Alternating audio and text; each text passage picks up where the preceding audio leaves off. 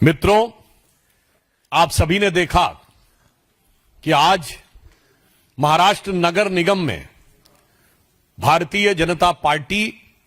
और हमारे गठबंधन सहयोगियों के साथ महायुति ने शानदार सफलता अर्जित की है। यह दर्शाता है कि प्रधानमंत्री श्री नरेंद्र मोदी जी के नेतृत्व में भाजपा और एनडीए के प्रति स्वीकार्यता उत्तरोत्तर बढ़ रही है। मात्र कुछ दिन पूर्व केरल नगर निगम चुनावों में तिरुवनंतपुरम में पहली बार हमने बहुमत पाया था। आज देश के और संभवतः एशिया के सबसे बड़े नगर निगम BMC Brihan Mumbai municipal corporation में जो अभूतपूर्व सफलता भाजपा, एनडीए और वहां महायुति को मिली है, उसके लिए हम महाराष्ट्र की जनता का, महाराष्ट्र के मतदाताओं का भारतीय जनता पार्टी की तरफ से धन्यवाद देते हैं। इसके लिए हमारे महाराष्ट्र प्रदेश के कार्यकर्ता, पदाधिकारी, हमारे प्रदेश अध्यक्ष, मुंबई के प्रदेश अध्यक्ष, मुख्यमंत्री श्री देवेंद्र फडणवीस जी और उप मुख्यमंत्री एकनाथ शिंदे जी और उनकी मेहनत का यह शानदार फल है। और प्रधानमंत्री श्री नरेंद्र मोदी जी के नेतृत्व में जो अपार लोकप्रियता भारतीय जनता पार्टी को हासिल हुई है, उसके ये व्यापक विस्तार का एक चरण है। और इसके साथ हम यह भी कहना चाहेंगे कि महाराष्ट्र की धरती, जो भारत के सांस्कृतिक गौरव का केंद्र रही है, छत्रपति शिवाजी महाराज का हिंदवी स्वराज्य जहां से प्रारंभ हुआ, जहां से लोकमान्य तिलक ने पूर्ण स्वराज्य का उद्घोष किया और जो राष्ट्रवाद के विचारों की उर्वरा भूमि रही है, और जो आज मुंबई, जो विश्व की चौथी बड़ी अर्थव्यवस्था और विश्व की बड़ी अर्थव्यवस्थाओं में फास्टेस्ट ग्रोइंग इकोनॉमी का आर्थिक राजधानी हो, तो मैं कह सकता हूं भारत के सांस्कृतिक गौरव और आर्थिक समृद्धि दोनों के लिए विकास की इस नई इबारत को जो हम प्रधानमंत्री श्री नरेंद्र मोदी जी के रूप में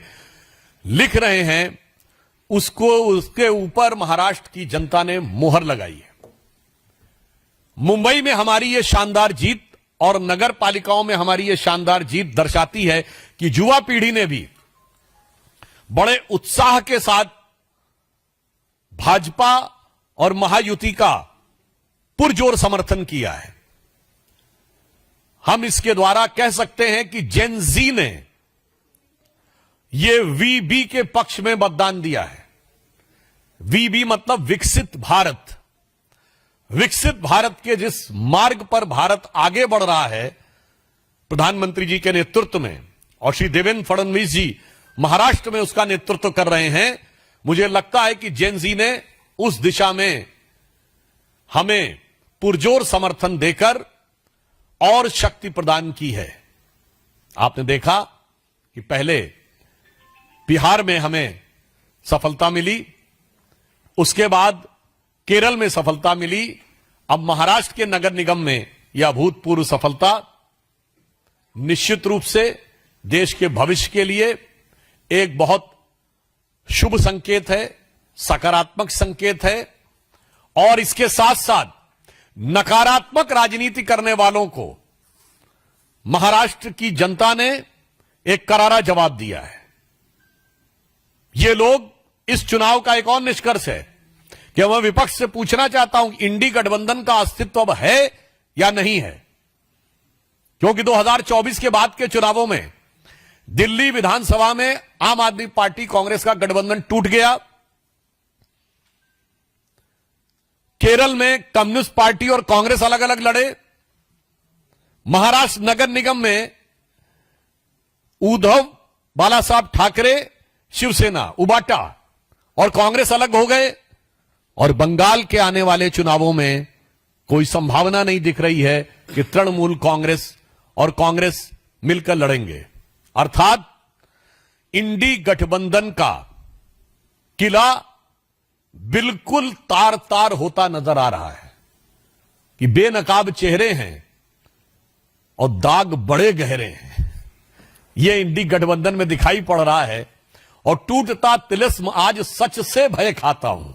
यानी उनका तिलिस्म टूट रहा है और सच को वो देखने की क्षमता में नहीं रहते हैं। और मैं अंत में यह कहना चाहूंगा, जिसे महाराष्ट्र की भाषा में कहते हैं, जय जय महाराष्ट्र माझा। आज महाराष्ट्र की जनता ने जो हम लोगों को समर्थन दिया है, उसके लिए हम पूर्ण विनम्रता के साथ उनका आभार व्यक्त करते हैं। और उसके साथ साथ यह भी दिखाना चाहते हैं कि यह छत्रपति शिवाजी महाराज की वो भूमि, जिनकी सेना के लिए कहा जाता था, जो महाराष्ट्र का बड़ा प्रसिद्ध नाटक है जानता राजा, उसमें जब शिवाजी की सेना चलती थी तो मानो मुझे लग रहा है कि आज वैसा ही स्वर हर मराठी के कानों में गूंज रहा होगा कि साजी चतुरंग सैन अंग में उमंग धार सारजा शिवाजी जंग जीतन चलत है। तो मुझे लगता है जैसे चतुरंगणी सेना को और अंग में उमंग धारण करके शिवाजी की सेना आगे बढ़ती थी, आज प्रधानमंत्री श्री नरेंद्र मोदी जी के नेतृत्व में हम लोग जो आगे बढ़ रहे हैं और महाराष्ट्र में देवेंद्र फडणवीस जी के नेतृत्व में आज जनता ने हमें वैसा ही आशीर्वाद दिया है।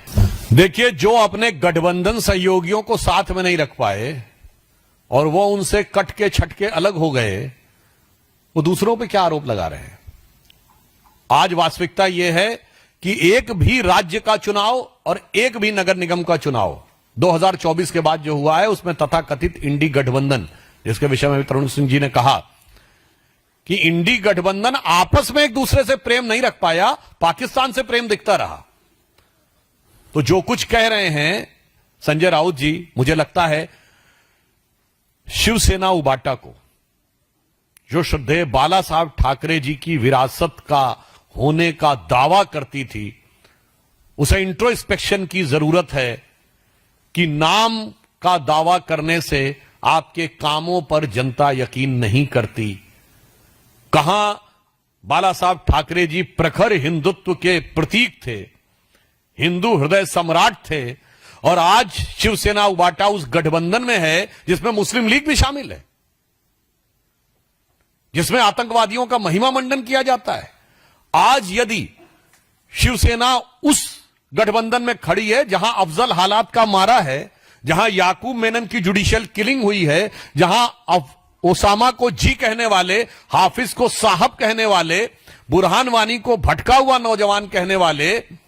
और भारत तेरे टुकड़े होंगे इंशाअल्लाह कहने वालों के प्रति सहानुभूति रखने वाले, जाकिर नायक को शांति का मसीहा कहने वालों के साथ अगर आप खड़े होंगे तो मुझे लगता है महाराष्ट्र की जनता भली भांति इसका उत्तर देगी। और एक बिंदु मैं और कह देना चाहता हूं, ये वोट चोरी का जो लोग आरोप लगाएंगे, मेरा उनसे पहले काउंटर सवाल है, आपके गठबंधन सहयोगियों को किसने चोरी किया, कृपया कांग्रेस से बता दें। पुनः मैं कांग्रेस से रिपीट करना चाहता हूं, आपके गठबंधन सहयोगियों को कौन चोरी करके ले गया है? उसमें श्री नरेंद्र मोदी जी और श्री अमित शाह जी का कोई रोल दिखता है कि आपको कुछ नहीं, आप अपना साथ में नहीं रख पाए हैं। और इसे मैं कहूंगा कि ये दल मोदी विरोध में घबराकर साथ में आते हैं और उसके बाद फिर जैसे ही एक दूसरे के प्रति उससे ज्यादा नफरत पाते हैं और अलग हो जाते हैं। मतलब इनके ऊपर जो इनकी चोरी हुई है उसके लिए मुझे पुराना गीत याद आता है कि ये दल एक दूसरे से ये कह रहे हैं कि मिलो ना तुम तो हम घबराएं, मिलो तो आंख चुराएं हमें क्या हो गया। जो एक दूसरे से आंख चुराते रहते हैं वो हमारे ऊपर चोरी का आरोप लगाते हैं, बहुत हास्यास्पद है।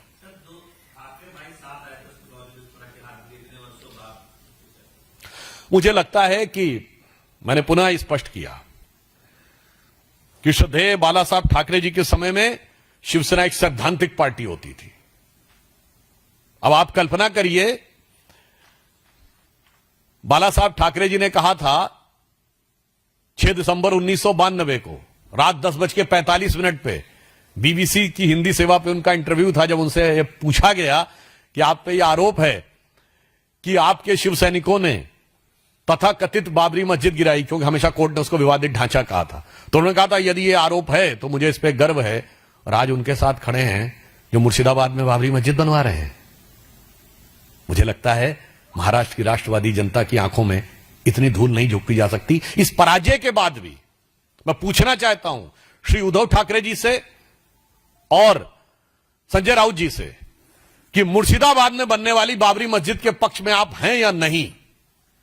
यदि आप उस विरासत के हैं जो बाला साहब ठाकरे जी ने कहा था कि तथाकथित बाबरी मस्जिद ध्वस्त करने पे मुझे गर्व है, और आज मुर्शिदाबाद में बाबरी मस्जिद खड़ा करने पे आपको गर्व है, मुझे लगता है इसके बाद चुनाव परिणाम ने जो निर्णय दिया है वो एकदम पाक साफ है। और वैसे चुनाव परिणामों के लिए एक पंक्ति और कह दूं, अब बिल्कुल साफ हो गया है। राहुल गांधी जी को नजर करते हुए कहना चाहूंगा कि अब तो उन्हें समझ में आ जाना चाहिए, 99 का खुमार उतर जाना चाहिए। जो थर्ड अटेम्प्ट में थर्ड डिजिट न टच करने के बाद भी जो 99 का खुमार था, तो उसके लिए एक पंक्ति समर्पित करना चाहता हूं कि वो पैरवी तो झूठ की करता चला गया, बस उसका चेहरा उतरता चला गया। वो पैरवी तो झूठ की करता चला गया, बस उसका चेहरा उतरता चला गया। रंगत समझ में आई मगर आई देर से, कच्चा था बहुत रंग उतरता चला गया।